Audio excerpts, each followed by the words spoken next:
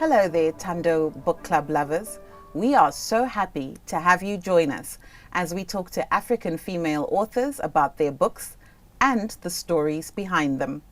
As is our custom, we always begin every episode with a quote from a famous African that we believe captures the spirit and message of the author we'll be interviewing. Today's quote is from a Sudanese African proverb, and it goes like this. We desire to bequeath two things to our children. The first one is roots, the other one is wings. This quote sums up what our guest today embodies with respect to the potential and promise that she represents. Meet Makomborero Nhau, a young lady of 17 years of age who was born in Harare and resides there. When she self-published her first book, she was pursuing her O-level at F.D. Roosevelt Girls High. She started writing poems in Form 2 as a way of expressing feelings, and she won third position in the Daughters of Destined for Purpose 5th edition Poetry Competition 2020. Perfused Feelings is her first publication. Makomborero is an introvert with an open heart, and she loves to understand people. She is a poet as well as a daughter and a sister to a brother. Mako, welcome. Thank you, Selena. So Mako, getting straight into the interview, tell us, why did you start writing? I started writing because I wanted to spread ideas, I wanted to express feelings, and because I just grew up writing. I used to keep diaries and I love writing. I love that, keeping diaries, yes. I think that's often a good way to get into writing, and I love that, ideas and feelings. So tell us, what does your writing process look like? Well, I start to write in my books first, and then I make people read, like my friends, my teachers, it's kind of like proofreading. And then I rewrite, then I look for a publisher, then they do whatever they do, I don't know. So that's my writing process. Wow. So there are a lot of people that have helped you along the journey in terms of writing. Yes. And so teachers, friends, people who understand English, literature, and who understand what it is that you're trying to do. Yes. So your first book, Perfused Feelings, is a collection of poems which you described as a collection of poetry by one lady who is walking a winding path towards God's design. You also mentioned that it was a chance to review your life, a soul-searching journey where you revisited old scars, an observing of people's feelings and your own, and a journey that caused you to redirect your path to God. So how did this book come about, especially because it caused all of those feelings and ideas to come out of you, and how long did it take you to write it? All right, this book came about as something that I had to look back in my diaries, right? In my other friends' lives, what they went through, my sisters, my family members. So I took whatever everybody went through, what I also went through, and then I started writing it. I started giving ideas, writing in their shoes so that the reader understands and we get to know how to treat each other. And also, I also took some stuff from what I was reading, suppose a magazine. And it took me about a year and a half to write a book because sometimes I just write out of the blue. So when I write a piece, I leave it, maybe I just write half of it, and then I go on to another topic, then I'll come back. And then also, my relationship with God was more like that slight, So I just started to get closer and closer to God. And then that's how I was searching my soul. And I found my soul. That's amazing. And I think it's you. such an amazing gift that you gave us in your book, capturing that journey and what you found in your soul as you went through that process. It also highlights, I think, quite a powerful and strong imagination, because to put yourself in other people's shoes is quite self-sacrificing, and to be able to tell their story in a way that can help people feel for them and understand how they feel is quite a generous and loving thing to do. So since the book was released, what has surprised you about the response to the book so far? It seems like everybody likes the book. And it's so, and the questions people ask you, have you ever done that? Have you ever what? It's just so fascinating. So it's surprising that people are liking the book, and even people that are out of Zimbabwe are requesting for it, and people are requesting that I write another book. Well, definitely, I think that you have a lot to share with the world, and I think that you started at just the right time. We don't have enough young writers in Zimbabwe publishing and sharing their work. So thank you very much for that, Mako. You're welcome. We'll be taking a short break, and we'll be back in a few minutes to discuss the book, Profused Feelings. Stay tuned. Welcome back. Your book covers many themes: teenage drug use, pregnancy, attempted suicide, faith and spirituality, coronavirus, domestic violence, date rape, friendships, and father-daughter relationships. How did you come up with such a wide range of themes, and is there anyone these poems are based on?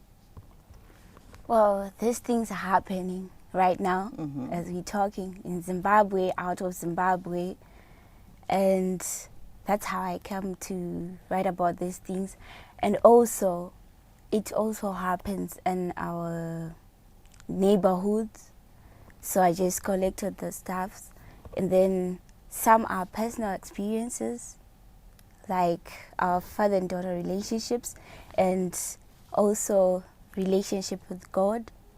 COVID-19, it was just a pandemic that we made this year. I think it's still on again. So that's where I took all those themes from. So when people started reading the book and saw the range of life themes, big life stories that you were talking about, didn't anybody say to you, aren't you too young to be talking about all of these serious issues in your first book? 5% said that. And I would answer them like, yes, yes, I am young to write about that, but I don't think I'm too young, because I can see that, and it's not about your age. If you can see it, then you should say it, and maybe people will listen.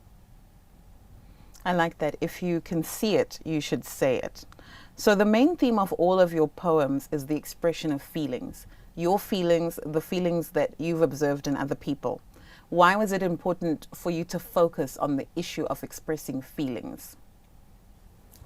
Well, because people underrate feelings. There are some norms, like there are some kids are not allowed to say anything, So I'm trying to eradicate those kind of norms. Someone should be able to open up, and we should feel free to express our feelings, because we feel it, and who else will feel that for us? We should also consider other people's feelings.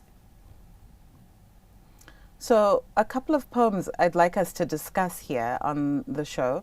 So the first is a poem entitled "To Those Who Are to Escape the Womb." And this poem speaks to the unborn, and you talk to them before they're born, and you express a warning to them not to fall, and how hard it is to stay strong on the journey of life. What made you thinking of writing to this group of people, considering that they're unborn?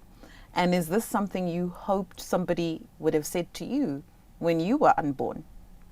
Yes, because we all need some kind of advice sometimes, and that motivation to stay strong.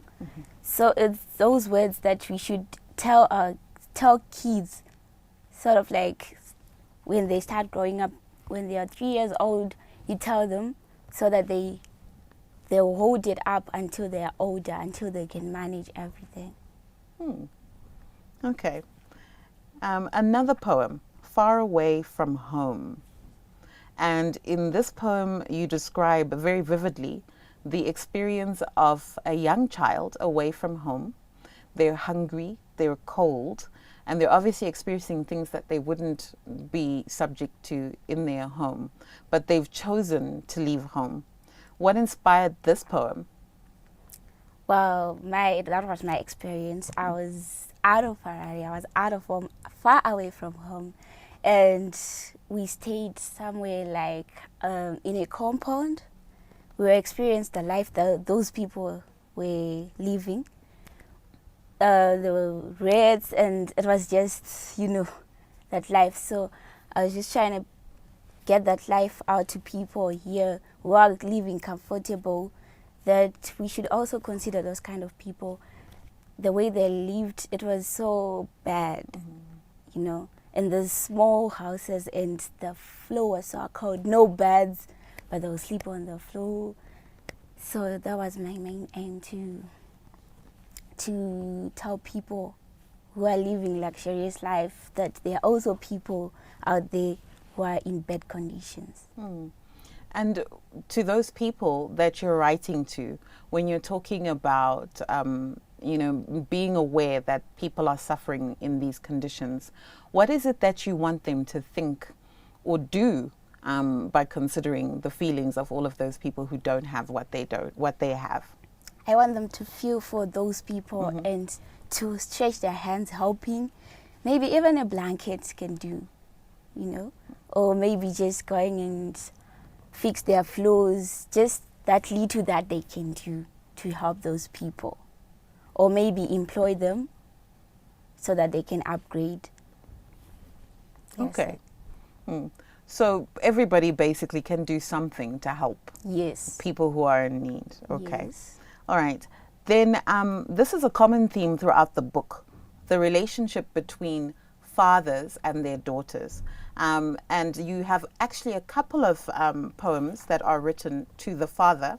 And there's this particular poem called Then Who's the Father Figure? Why do you believe a father's role is important in their child's life?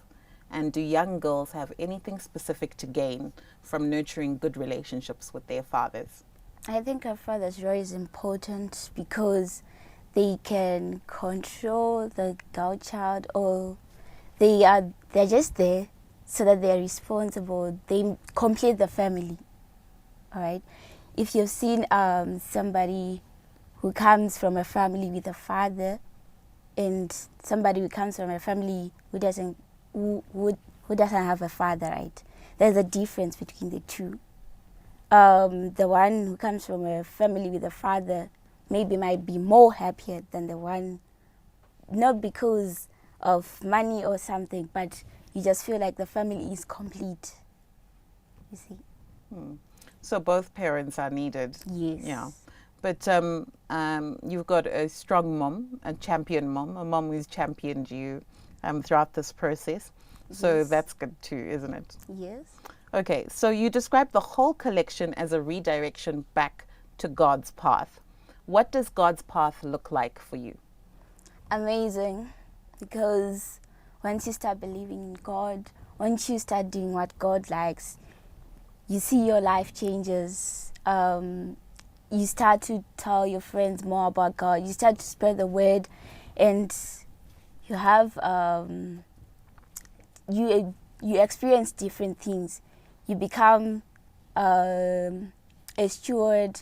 You become someone who wants to experience more. You want to help people a lot, and that is quite interesting because you experience a lot. Okay. And is that what you have been experiencing now as you found your way back to God's path? Yes. Yes. I get to see other people's lives, and I know I think less more of myself. That's good. So those are really powerful insights that you've shared with us about the broad range of topics and life themes in your book. Just a quick question before we go to break. What's your favorite poem?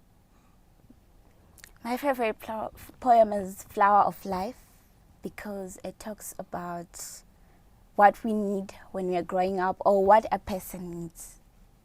Yeah, that's my favorite poem from my book. That's good. I Thank like you. that. Thank And you. we're looking forward. I understand that is what you're going to read for us later today. Sure. Awesome. So those are really powerful insights for us all to ponder. And we're getting ready to take a short break, but stay tuned and we'll be right back with advice from Mako about writing and getting your voice out there. You don't want to miss this. Welcome back.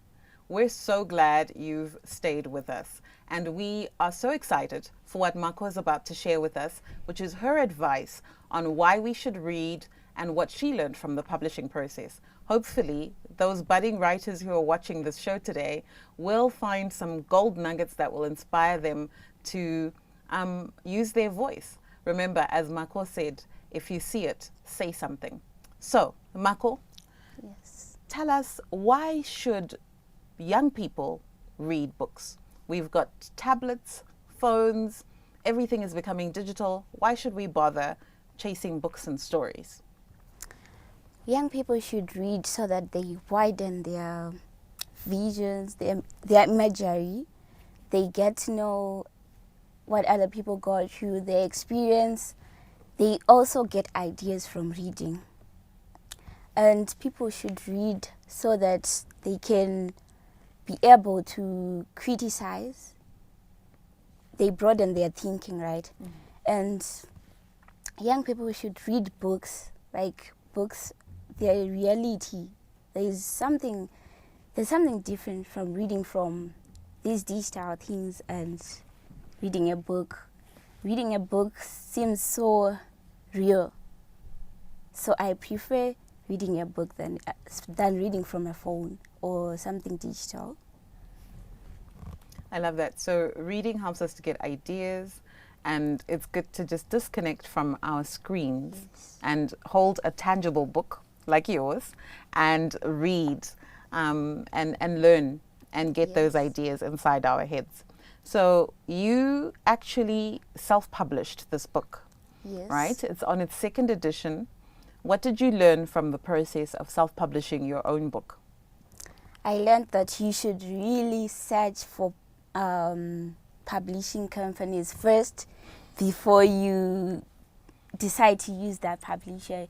You should search the background, you should compare, and you should also ask those people who have published their books with that company first.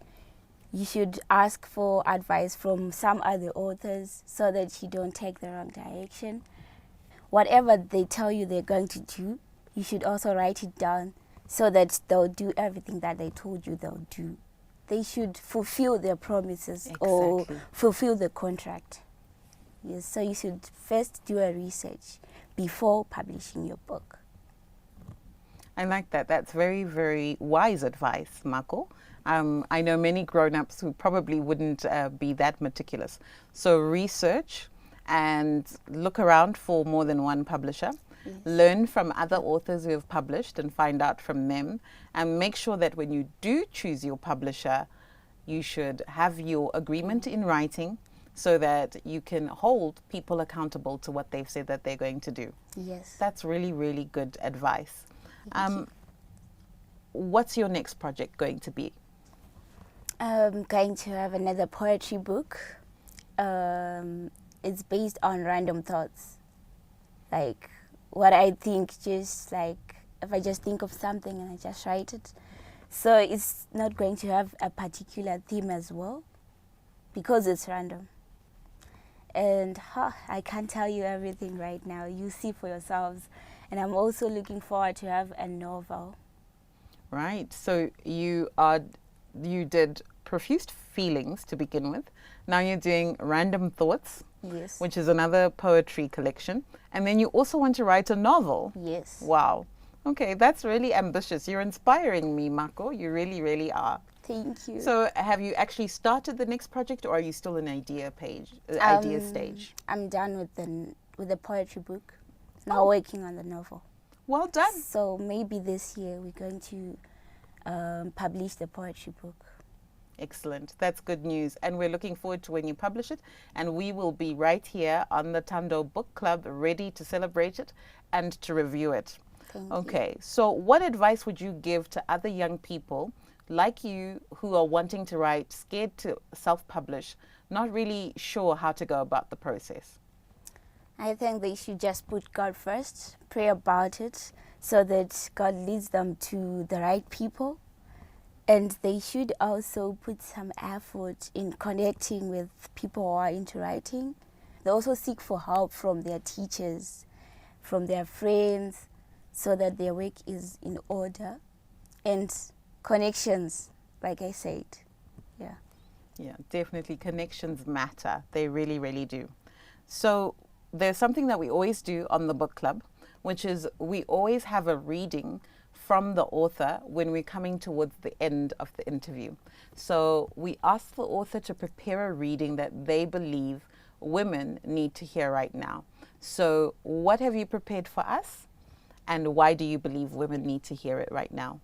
I've prepared this piece called Take Me as a Flower of Life because it has ingredients that we all need.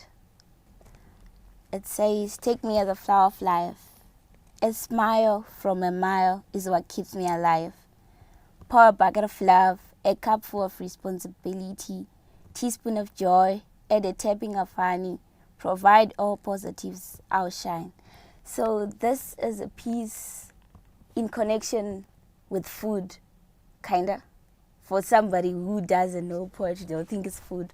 But then a smile, like if you give me a smile, I'll also return a smile.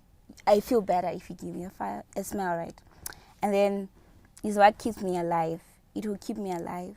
It will get me motivated, you see? Pour a bucket of love. We all need love. A cup full of responsibility. Responsibility is a basic. And teaspoon of joy. Yes, we need to enjoy. And then add a tapping of honey. Those sweet stuff, sweet words, sweet motivation, you know? So I believe that every woman needs this to walk this path of life. And another piece is called You. It says, you are the only person who can revolutionize your life. You are the only person who can influence your happiness, your realization and success. You are the only person who can help yourself, motivate yourself. You should know that your life does not change when your friend or company changes. You can manage. Your life changes when you change, when you go beyond your limitations. Don't feel strange. You can overcome all temptations. You can go an extra mile and remember to put on that smile. So this poem is based on you, like you are the controller of everything in your life. It's you who can do everything. So when our surroundings change, we should always remain us, like be yourself. Yes. Well, that's powerful. I love that you chose two poems where you show the impact of what other people can do for us to nurture us, like a recipe, and where you also brought us back to our personal responsibility for changing our own lives. It's been another great edition of the Book Club with our guest, Makomborero Nhau, profiling her book, Profused Feelings. See you again next week, same time, with another fabulous African female author. Until then, from us at the Book Club, stay safe, stay strong, and stay true. Goodbye.